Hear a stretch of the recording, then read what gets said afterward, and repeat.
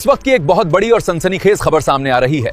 वक्फ board के मामलों और खास तौर पर वक्फ बोर्ड से जुड़े एक हाई प्रोफाइल वकील की बेरहमी से हत्या कर दी गई है। इस वारदात के बाद से पूरे इलाके में हड़कंप मच गया है और कानून व्यवस्था पर गंभीर सवाल खड़े हो गए हैं। वक्फ बोर्ड से जुड़े संवेदनशील मामलों की पैरवी करने वाले एक वकील की अज्ञात हमलावरों ने बेरहमी से हत्या कर दी। पुलिस मौके पर पहुंची, शव को हिरासत में लिया और मामले की जांच के लिए विशेष टीमों का गठन किया। वकीलों में आक्रोश। इस हत्याकांड के बाद वकील बिरादरी में भारी गुस्सा है और कोर्ट परिसर की सुरक्षा बढ़ाने की मांग को लेकर विरोध प्रदर्शन शुरू हो गए हैं। शुरुआती जांच के मुताबिक पुलिस इसे एक सोची समझी साजिश और टारगेट किलिंग के तौर पर देख रही है। सबसे बड़ा सवाल ये है, क्या इस हत्या के तार वक्फ बोर्ड के हालिया विवादों से जुड़े हैं या इसके पीछे कोई गहरी राजनीतिक और आपसी रंजिश है? पुलिस हर एंगल से मामले की तफ्तीश में जुट गई है। सूत्रों के अनुसार वकील वक्फ संपत्तियों और मतदान अधिकारों से संबंधित एक हाईली सेंसिटिव मामले से काफी समय से लड़ रहे थे। पुलिस क्राइम सीन के चारों ओर लगे सभी सीसीटीवी कैमरों को स्कैन कर रही है। कहा जा रहा है कि कुछ संदिग्धों की तस्वीरें सामने आई हैं।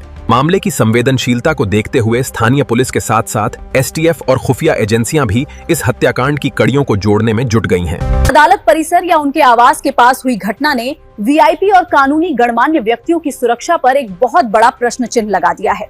शुरुआती जांच के मुताबिक ये कोई आम अपराध नहीं, बल्कि एक सोची समझी साजिश और टारगेट किलिंग का मामला लग रहा है।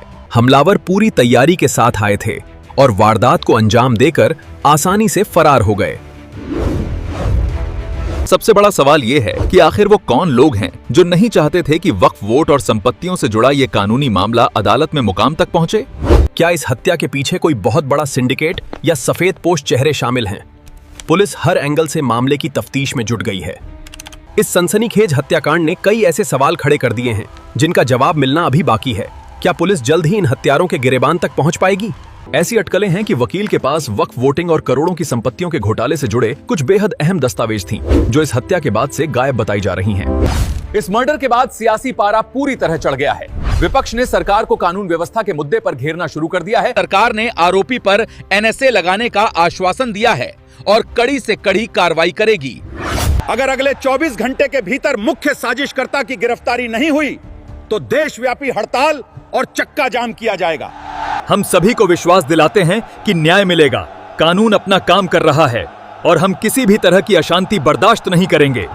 क्या इस वारदात के पीछे किसी बड़े माफिया का हाथ है? पुलिस की फॉरेंसिक टीम और एसटीएफ की कई टीमें इस वक्त ग्राउंड जीरो पर सबूत जुटा रही हैं।